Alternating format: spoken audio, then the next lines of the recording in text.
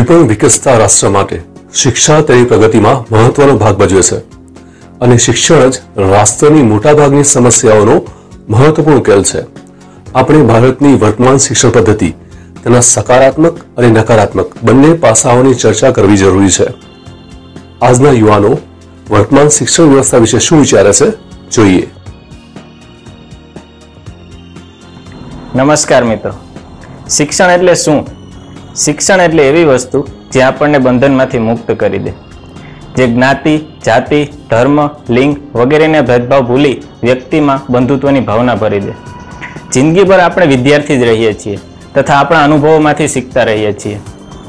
વાસ્તવિક શિક્ષણનો મતલબ એ નથી કે આપણે જિંદગીભર સફળ જ રહીએ, પરંતુ આપણી વાસ્તવિક સફળતા એ અસફળતાને પ્રેરણારૂપ ગણવામાં છે.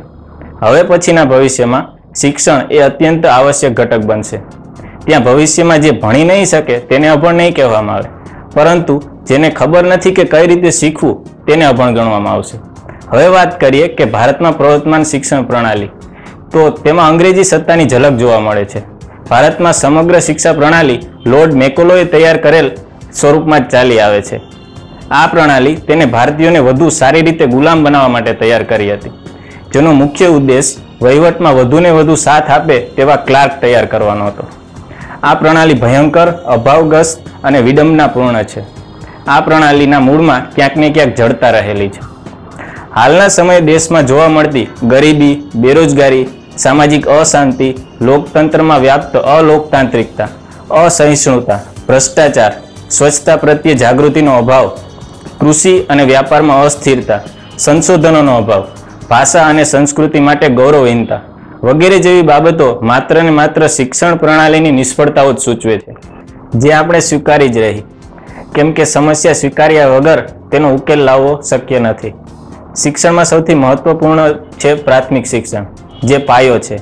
તેના ઉપર પૂરી જીવનરૂપી ઇમારત ચણાય છે. જેટલું મજબૂત પ્રાથમિક શિક્ષણ હશે તેટલો જ મજબૂત પાયો, અને આગળ જતા જીવનરૂપી ઇમારત એટલી જ મજબૂત બનશે. આપણે શરૂઆતથી જ પાયામાં પૂરતું ખોદકામ કર્યા વગર પાયો બનાવવાનું શરૂ કરી દઈએ છીએ. એટલે કે બાળક પૂરા 3 વર્ષનું પણ થયું ન હોય ત્યારથી તેને નર્સરી કે કેજીના નામે સ્કૂલે મોકલવાનું શરૂ કરી દઈએ છીએ. આ બાળકો જે એકદમ કુમળા છોડ જેવા છે તથા તે હજી પોતાના માનસિક વિકાસની અવસ્થાઓમાંથી પસાર થઈ રહ્યા હોય છે, ત્યારે તેમનામાં પૂરતી પરિપક્વતા હોતી નથી અને તે કોઈ વસ્તુ શીખી શકે તેવી સ્થિતિમાં નથી હોતો. આવા સમયે તેના પર શિક્ષણનો ભાર થોપી દેવામાં આવે છે તથા નાનપણથી જ તે પોતાના ખભે અપેક્ષાઓનો બોજ ઉપાડતું થઈ જાય છે. આ બધું ભેગું થઈને તેનો માનસિક વિકાસ રૂંધાવા લાગે છે. આપણે બાળપણ જ છીનવી લઈએ છીએ. મિત્રો, તમારી આસપાસની કોઈ વ્યક્તિ કે જે જીવનમાં ખરેખર સફળ થઈ હોય તેની પૃષ્ઠભૂમિમાં જઈને તેનું બાળપણ તપાસજો. તમને ખબર પડશે કે તેઓ એક આઝાદ બાળપણ જીવ્યા હશે, જે વિકાસ માટે પરમ આવશ્યક છે. માત્ર સારા માર્ક્સ આવવાથી જીવનમાં સફળ નથી થઈ જવાતું કે ખરાબ માર્ક્સ આવવાથી નિષ્ફળ નથી થઈ જવાતું. તે વાત વિદ્યાર્થીઓના મગજમાં ઉતારવી જરૂરી છે. તથા એકાદ પેપર કે રિઝલ્ટ ખરાબ આવવા માત્રથી કોઈ આડું અવળું પગલું ભરવાની જરૂર નથી. મજબૂત માનસિકતા વિકસાવવાનું કાર્ય કરવું પડશે. બાળક એ કુદરતની અમૂલ્ય ભેટ છે, તેથી દરેક વ્યક્તિ હોશિયાર જ હોય છે. તેમાં કોઈને કોઈ પ્રતિભા અવશ્ય છુપાયેલી હોય છે, પરંતુ આપણે માછલીને તેના વૃક્ષ ઉપર ચડવાની ક્ષમતાને આધારે મૂલવીએ તો તે ક્યારેય પાસ નહીં થઈ શકે. હાલમાં આપણે સરકારી શાળાઓમાં શિક્ષકોની સંખ્યાનો અભાવ છે, જેને પહોંચી વળવા સરકારે થોડા સમય પહેલા અસ્થાયી ધોરણે શિક્ષકો રાખવાની યોજના લાવી હતી, જે પણ હવે બંધ કરી દીધી છે. શિક્ષણ જેવી પાયાની સવલતમાં પણ સરકાર જાણતી હોવા છતાં પૂરતી સંખ્યામાં સ્ટાફ ઉપલબ્ધ શા માટે નથી કરાવતી તે ખરેખર વિચારણીય વાત છે. છેલ્લા 5 વર્ષમાં શિક્ષણ ક્ષેત્ર જાણે એક પ્રયોગશાળા જ બની ગયું છે. સરકારની શિક્ષણ નીતિમાં સાતત્યનો અભાવ જોવા મળે છે. વારંવાર નીતિઓ તથા અભ્યાસક્રમો બદલાયા જ કરે છે, જે વિદ્યાર્થીઓની સાથે શિક્ષકોને પણ મુશ્કેલીમાં મૂકી દે છે તથા માત્ર પુસ્તકોની છાપણી કરનારાઓ માટે જ હિતકારક છે. સાથે સાથે શિક્ષક એ એવી વ્યક્તિ છે કે જેને તમામ પ્રકારના સરકારી કાર્યોમાં રોકવામાં આવે છે, જેનું નુકસાન વિદ્યાર્થીઓને જ થાય છે. હાલમાં જ સરકારે સરકારી શાળાઓમાં સાપ્તાહિક કસોટીની શરૂઆત કરી અને ખરેખર સરાહનીય પગલું ભર્યું છે. પરંતુ સરકારી શાળાઓને હરીફાઈમાં ઉતારવા માટે પૂરતા સંસાધનોની ઉણપ તરફ પણ ધ્યાન આપવું જોશે. ઉપરાંત તેમાં પણ થોડી ઘણી ખામી રહેલી છે, જેને જમીની સ્તર પર થોડું વિશ્લેષણ કરી યોગ્ય બદલાવ કરવામાં આવે તો તે એક ગેમ ચેન્જર બની શકે તેમ છે. જય હિન્દ. હું છું સાહિલ. મારું નામ મેરજા મયુર છે. આજે આપણે વાત કરીશું આપણી શિક્ષણ પ્રણાલી પર. ભારત દેશ ગુરુ શિષ્યની પરંપરા ધરાવતો દેશ છે. વિશ્વમાં ગુરુને ભારતીય જે માન આપતા હતા તે ખરેખર અજળ હતું તથા વિદ્યાર્થીઓ ગુરુ દક્ષિણા રૂપે પોતાનો અંગૂઠો આપતા પણ ખચકાયેલા નથી.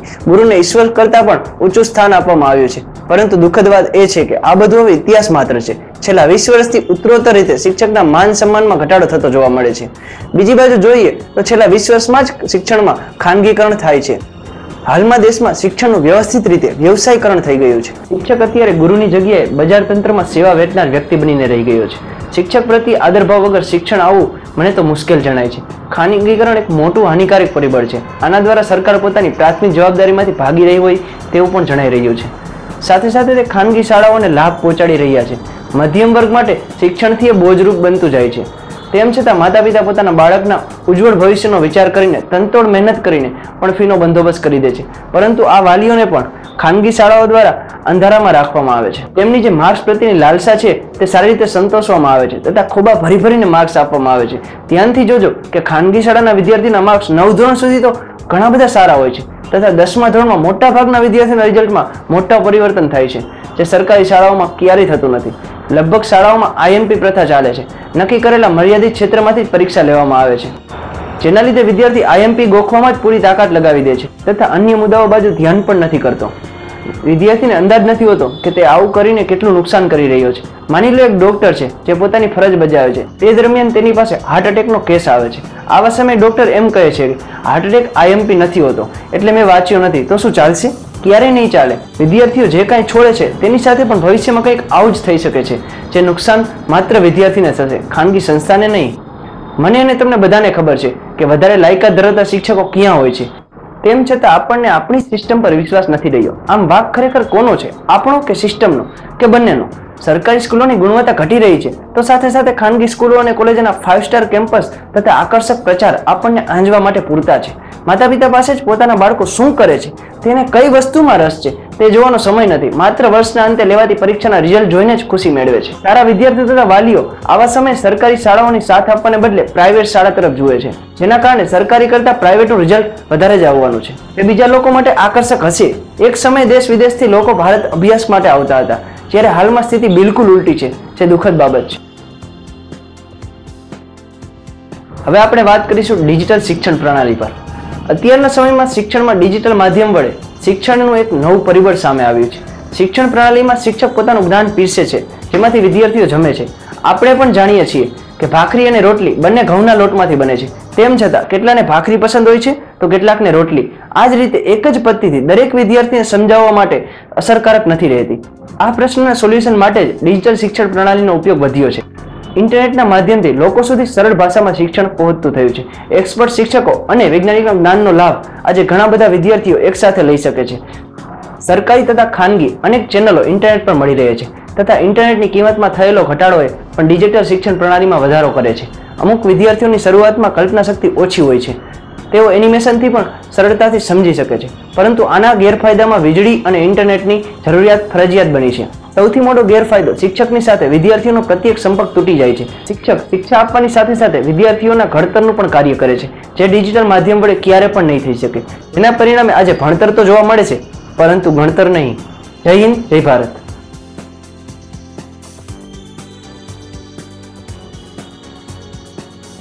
નમસ્કાર મિત્રો, હું છું અર્પિત ખૂટ. આજે આપણે વાત કરી હાયર એજ્યુકેશન વિશે. મનુષ્યના જીવનમાં શિક્ષણ મહત્વનું છે. પ્રાથમિક શિક્ષણથી માણસ પોતાને કાબિલ બનાવે છે, પરંતુ સફળ થવા માટે હાયર એજ્યુકેશન મહત્વનું છે. દેશમાં 25.2% જ હાયર એજ્યુકેશન રેશિયો છે, એટલે કે 100 માંથી માત્ર 25 લોકો હાયર એજ્યુકેશન લે છે. એજ્યુકેશન રિપોર્ટ અનુસાર 10 આર્ટ્સના સ્ટુડન્ટમાંથી 1 અને 4 એન્જિનિયરમાંથી 1 પોતાની ડિગ્રી પ્રમાણે નોકરી મેળવે છે. છેલ્લા ઘણા સમયથી દેશમાં એજ્યુકેશન સંસ્થા વધી છે, પરંતુ શું ખરેખર એજ્યુકેશન વધ્યું છે? ઇન્ડિયન હાયર એજ્યુકેશન નબળું છે, કારણ કે ભારતમાં તે પૈસા કમાવાનું સાધન છે. સરકારી કોલેજો ઘણી બધી ઉપલબ્ધ છે, પરંતુ ભૌતિક સગવડો અને ટેકનોલોજીનો અભાવ છે. સ્ટુડન્ટને પૂરતા પ્રમાણમાં ટેકનોલોજી કે સાધન સામગ્રી નથી મળતી, જેથી સ્ટુડન્ટે ખાનગી સંસ્થાઓ તરફ વળે છે અને તે ખાનગી સંસ્થામાં એજ્યુકેશન મેળવવા માટે લોન લે છે. આજ 142% NPA વધ્યું છે. સ્ટુડન્ટ બતાવે છે કે લોનની રિપેમેન્ટ નથી કરી શકતો, જે એજ્યુકેશન માટે નેગેટિવ સાઇન છે. પ્રાથમિક શિક્ષણમાં જેમ મહત્વની ભૂમિકા શિક્ષકની હોય છે, તેમ હાયર એજ્યુકેશન પાછળ મહત્વનો હાથ તો શિક્ષકોનો જ હોય છે. સારા ગુરુ મળે તો દુનિયા બદલી પણ શકાય છે અને દુનિયા જીતી પણ શકાય છે. ભારતની સ્કૂલ અને કોલેજ અત્યારે સસ્તા પ્રોફેસરો તરફ ભાગે છે. તેના બે કારણ છે. એક તો એજ્યુકેશનને પૈસા કમાવાનો ધંધો બનાવેલ છે અને બીજું PhD કરેલા પ્રોફેસરોની ઉણપ છે. કારણ કે ઇન્ડિયન એવરેજ એજ્યુકેશન એ 27 છે, જ્યારે અમેરિકાની 35, રશિયાની 36 અને ચીનની 35 છે. ભારતમાં PhD કરવા કોઈ 5 થી 7 વર્ષ બગાડવા ઈચ્છતું નથી અને 27 કે 28ની ઉંમરે સેટલ થઈ જવા ઈચ્છે છે. ઓક્સફર્ડ, હાર્વર્ડ, સ્ટેનફર્ડ જેવી યુનિવર્સિટીમાં પ્રોફેસરોનો પગાર 16 લાખ પર મંથ છે, જ્યારે ભારતમાં 28 કે 30 હજાર સુધી મળે છે. ભારતની એજ્યુકેશન ઇકોસિસ્ટમ જ ના પાડે છે કે બ્રિલિયન્ટ સ્ટુડન્ટ એ PhD કરવા કરતા કોઈ કોર્પોરેટ કંપનીમાં નોકરી કરી પોતાની લાઈફ સેટ કરી લે છે. ખામીયુક્ત શિક્ષણને કારણે બહાર પડેલા પ્રોફેસરોથી સ્ટુડન્ટના ગોલ અને સ્ટુડન્ટની પ્રિપેરેશન વચ્ચે ઘણો તફાવત રહી ગયેલો છે. Indian oil, Reliance, Bharat electronics જેવી કંપનીએ 28% ન્યૂ જોબ રિડક્શન કરી દીધું છે, જે બતાવે છે કે સ્ટુડન્ટ એ પૂરતા પ્રમાણમાં પ્રિપેર નથી. હા, ભારતનો એજ્યુકેશન રેટ 92% છે, જે બતાવે છે કે એજ્યુકેશનનું પ્રમાણ જરૂર વધ્યું છે પણ ગુણવત્તા નહીં. ભારતની કોલેજમાં 60 થી 70% લેક્ચર લેવાય છે અને માત્ર 30 થી 40% જ પ્રોજેક્ટ વર્ક કે કોઈ કેસ સ્ટડી અપાય છે, જ્યારે ઓક્સફર્ડ, સ્ટેનફર્ડ જેવી યુનિવર્સિટીમાં માત્ર 10 થી 20% લેક્ચર લેવાય છે. બાકી તે પ્રોજેક્ટ વર્ક અથવા કેસ સ્ટડી પર કામ કરે છે. ભારતની કોલેજમાં એકાદ વર્ષમાં એક પ્રોજેક્ટ આપી પણ દે તો સ્ટુડન્ટ એ બજારમાંથી જૂના પ્રોજેક્ટ લઈ સબમિટ કરાવી દે છે. યુનિવર્સિટી કે કોલેજ દ્વારા કોઈ પણ પ્રકારનું ક્રોસ ચેકિંગ કરવામાં આવતું નથી. એજ્યુકેશન રેટ વધારવા કડક નિયમો લાવે કે 75% એટેન્ડન્સ જરૂરી છે. પ્રોફેસરોમાં જિજ્ઞાસા હશે તો સ્ટુડન્ટમાં જિજ્ઞાસા આવશે. આ જોવામાં આવે તો કોલેજોમાં સિલેબસ પ્રમાણે સમય નથી. સિલેબસ એ સમય કરતાં વધારે લાંબો છે, જેથી સિલેબસ પૂરો થતો નથી અને સ્ટુડન્ટનો વિકાસ રૂંધાય છે. સમાજ અને પરિવાર દ્વારા સ્ટુડન્ટને પહેલેથી જ એવી રીતે ટ્રીટ કરવામાં આવે છે અને મનમાં ઘુસાડી દેવામાં આવે છે કે કોલેજોમાં તો જલસા છે, માત્ર તું 10 કે 12 સુધી ધ્યાન આપ. પરંતુ ખરેખર 10 સુધી કે 12 સુધી અભ્યાસ કરી સ્ટુડન્ટ પરિવાર કે દેશનો બોજો પોતાના પર લઈ શકે છે? એજ્યુકેશન સિસ્ટમમાં સેમેસ્ટર સિસ્ટમ અમલમાં લાવવાથી સ્ટુડન્ટને ગોખણિયા બનાવી દીધા છે. સ્ટુડન્ટની શોર્ટ ટાઈમ મેમરી વધી છે. સ્ટુડન્ટનું માઇન્ડ માત્ર ફીલ થાય છે, ફોર્મ નહીં. સિસ્ટમ દ્વારા આઉટડેટેડ સિલેબસ પર ધ્યાન આપવામાં આવે છે. ફિલ્ડને બંધ બેસતો સિલેબસનું અમલીકરણ થતું નથી, જેથી સ્ટુડન્ટને કોર્પોરેટ ક્ષેત્રમાં ઘણી બધી મુશ્કેલીનો સામનો કરવો પડે છે. એજ્યુકેશન મેળવી છતાં યુવાનો બેરોજગાર રહી જાય છે. એનું કારણ એ છે કે કોર્પોરેટ એ અત્યાર સુધી ડિગ્રીના હિસાબે જોબ આપતી, જેથી ખાનગી કોલેજોની સંસ્થાઓની સંખ્યા વધી, જેના કારણે બધાની પોતપોતાની યુનિવર્સિટીની ડિગ્રીઓ હતી. પરંતુ હાલ કોર્પોરેટ ડિગ્રી નથી માંગતી, પરંતુ સ્ટુડન્ટની રિસર્ચ પર જોબ આપે છે. તેથી ડિગ્રીની કોઈ જરૂરિયાત રહેતી નથી. પરંતુ દેશમાં હજી પણ મોટાભાગની કોલેજ રિસર્ચ પર કે કેસ સ્ટડી પર ધ્યાન આપતી નથી, જેથી કોર્પોરેટ ક્ષેત્રમાં ભારતનો યુવાન પાછળ રહી જાય છે અને સ્ટુડન્ટ પોતાના પરિવાર કે જેને 15 કે 20 લાખની લોન લઈ શિક્ષિત કરેલો હોય તેને સપોર્ટ કરવામાં અસમર્થ રહે છે અને નિરાશા મળે છે. આ યુવાની નિરાશા એ ઉગ્ર આંદોલન સ્વરૂપે બહાર આવે છે, જેવા કે સામાજિક આંદોલનો, અનામત આંદોલનો, આર્થિક આંદોલનો, રાજનીતિક આંદોલનો, જે ભારતના વિકાસ માટે બાધારૂપ છે. જય હિન્દ, જય ભારત. કોઈપણ પ્રકારના શિક્ષણમાં ભાષા અગત્યનો ભાગ ભજવે છે. ચીન, જાપાન અને યુરોપના ઘણા રાષ્ટ્રોએ અંગ્રેજીના સ્થાને પોતાની માતૃભાષાને વિશેષ મહત્વ આપ્યું છે. ક્વોલિટી બેઝ શિક્ષણ જરૂરી છે, પરંતુ ભારતમાં કેટલાક સમયથી પ્રાદેશિક ભાષાઓને અન્યાય કરવામાં આવે છે. જેમ કે UPSCની CSET આધારિત અન્યાયકારી પદ્ધતિ, જે દેશી ભાષાના સ્પર્ધકો સાથે ઘોર અન્યાય કરે છે. છેલ્લા 4 વર્ષથી વિદ્યાર્થીઓ આંદોલનના માર્ગે છે. JPSC 2014 અને 2017ની ક્લાસ 1-2ની મુખ્ય પરીક્ષામાં ગુજરાતી માધ્યમના વિદ્યાર્થીઓ સાથે અન્યાય થયેલો જણાય છે. ભાષા એ આપણી સંસ્કૃતિની આગવી ઓળખ છે. તેનું સન્માન દરેક ભારતીય માટે મહત્વનું છે. આપણે પોતાની ભાષામાં ગુણવત્તાયુક્ત શિક્ષણ મેળવવાનો અધિકાર છે. આપણી ગુજરાતી ભાષાની વાત કરીએ તો ગુજરાતી માધ્યમમાં શિક્ષણ મેળવનારા વિદ્યાર્થીઓની સંખ્યા ઘટતી જાય છે. બીજી વિચાર માંગી લે તેવી વાત એ છે કે આઝાદી પછી આટલા બધા વર્ષો વીત્યા છતાં આપણી માતૃભાષામાં શૈક્ષણિક ક્ષેત્રે મહત્વનું સાહિત્ય સર્જન નથી થયું. શા માટે? ઉચ્ચ શિક્ષણના અભ્યાસક્રમમાં માત્ર અંગ્રેજીમાં જ પુસ્તકો ઉપલબ્ધ હોય છે. શા માટે? કેટલાક મુદ્દાઓ સમાજે ઊંડાણપૂર્વક વિચારવા પડશે. છેલ્લા 5 વર્ષમાં શિક્ષણની ઘણી યોજનાઓ અમલમાં આવી અને પ્રયોગો હજુ પણ ચાલુ છે. શિક્ષકોનો ઉપયોગ બિન શૈક્ષણિક કાર્યોમાં શા માટે થાય છે?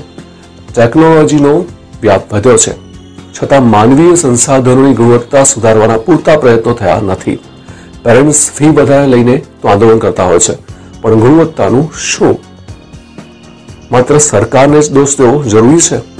સમાજની કઈ ભૂમિકા છે શિક્ષણમાં? એક આરટીઆઈના પ્રશ્નમાં સરકારે જે ઉત્તર આપ્યો છે તે અનુસાર ગુજરાતમાં લગભગ 10,000 જેટલા શિક્ષકોની ઘટ છે સરકારી શાળાઓમાં.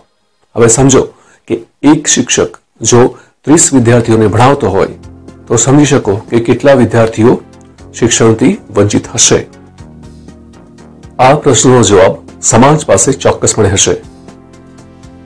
આવનારા વિડીયોમાં શિક્ષણને લગતા કેટલાક પ્રશ્નો અને તેના મહત્વપૂર્ણ ઉપાયોની ચર્ચા કરીશું. હું છું ભાવેશ રાઠોડ. મળતા રહીશું. વંદે માતરમ.